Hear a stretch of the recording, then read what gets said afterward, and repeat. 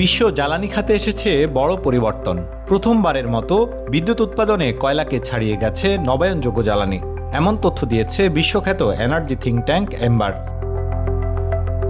2025 সালে বিশ্বজুড়ে উৎপাদিত বিদ্যুতের 1/3 বেশি এসেছে নবায়নযোগ্য উৎস থেকে।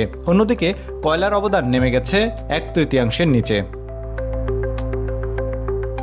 বিশ্বব্যাপী এই পরিবর্তনের মূল চালিকা শক্তি সৌর ও বায়ু শক্তি। গেল বছর নতুন যে বিদ্যুৎ চাহিদা তৈরি হয়েছে তার প্রায় 99% পূরণ করেছে এই দুই উৎস।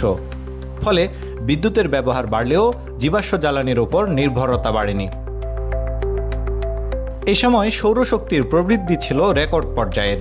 এক বছরেই উৎপাদন বেড়েছে 636 টেরাওয়াট ঘন্টা। প্রযুক্তির উন্নয়ন এবং খরচ কমে যাওয়ায় অনেক দেশে এখন সৌরশক্তি সবচেয়ে সাশ্রয়ী বিদ্যুৎ উৎস।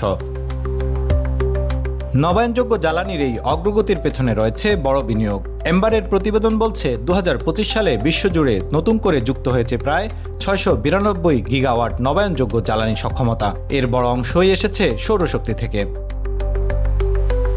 বিশেষজ্ঞরা বলছেন, জ্বালানির দামে অস্থিরতা, বৈশ্বিক উত্তেজনা এবং জলবায়ু সংকটে এখন নবায়নযোগ্য জ্বালানির দিকে ঝুঁকছে বেশিরভাগ দেশ। তাদের মতে এই ধারা অব্যাহত থাকলে ভবিষ্যতে বিশ্ব জ্বালানি খাতে আরও বড় চমক দেখা যেতে পারে। তারেক হোসেন, বাংলা নিউজ।